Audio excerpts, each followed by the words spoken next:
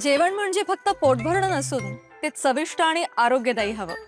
म्हणूनच साई जीवन cold pressed oil बनवलंय सर्वोत्तम शेंगदाण्यांपासून. ना केमिकल्स ना उष्णता, झिरो कोलेस्ट्रॉल आणि ट्रान्सफॅट फ्री.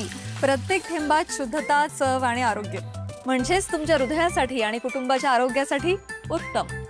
आजच साई जीवन निवडा, कारण आरोग्याला शॉर्टकट नसतो.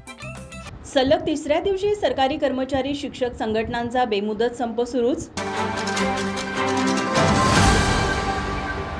1 नोव्हेंबर 2005 पूर्वी विना अनुदान, अंशतः अनुदानावर नियुक्त तसेच 2005 नंतर 100% अनुदानावर आलेल्या शिक्षक शिक्षकेतर कर्मचाऱ्यांना तसेच वस्तीशाळा शिक्षकांना जुनी पेन्शन लागू करावी तसेच इतर मागण्यांसाठी शासकीय, निमशासकीय कर्मचारी, शिक्षक शिक्षकेतर कर्मचारी संघटना यांचा बेमुदत संप सलग तिसऱ्या दिवशी सुरू असून जिल्हाधिकारी कार्यालयासमोरील महावीर बागेत सर्व कर्मचारी संपासाठी एकवटले. यावेळी जोरदार घोषणाबाजी करण्यात आली.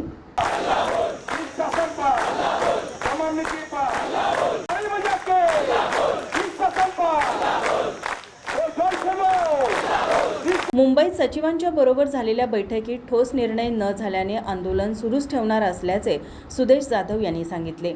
मध्यवर्ती संघटनेच्या माध्यमातून महाराष्ट्र राज्यभर गेले आजचा तिसरा दिवस आहे. 18 लाख कर्मचारी यामध्ये सहभागी झालेले आहेत.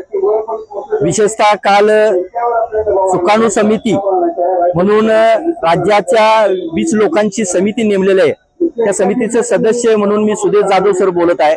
काल मंत्रालय स्तरावर सचिवांच्यावर बैठक झाली. त्या बैठकीमध्ये या ज्या आमच्या 18 मागण्या आहेत त्या 18 मागण्याबद्दल सविस्तर चर्चा करण्यात आली. पण या चर्चेमध्ये ठोस असा निर्णय न घेतल्यामुळं आंदोलन बेमुदत जे आहे ते सुरूच ठेवण्याचं ठरवलेलं आहे. मला वाटतं त्या 18 मागण्यांमधील काही मागण्यांच्या बाबतीत आज महाराष्ट्र शासनावर सचिव लेवलवर चर्चा होणार आहे आणि त्या चर्चेतून आम्हाला इतिवृत्तांत कळेल आणि त्या इतिवृत्तांतानुसार आज संध्याकाळी सुकाणू समितीची मीटिंग आहे. त्या सुकाणू समितीच्या मीटिंग नुसार उद्याच्या बेमुदत आंदोलनाची दिशा ठरवली जाईल.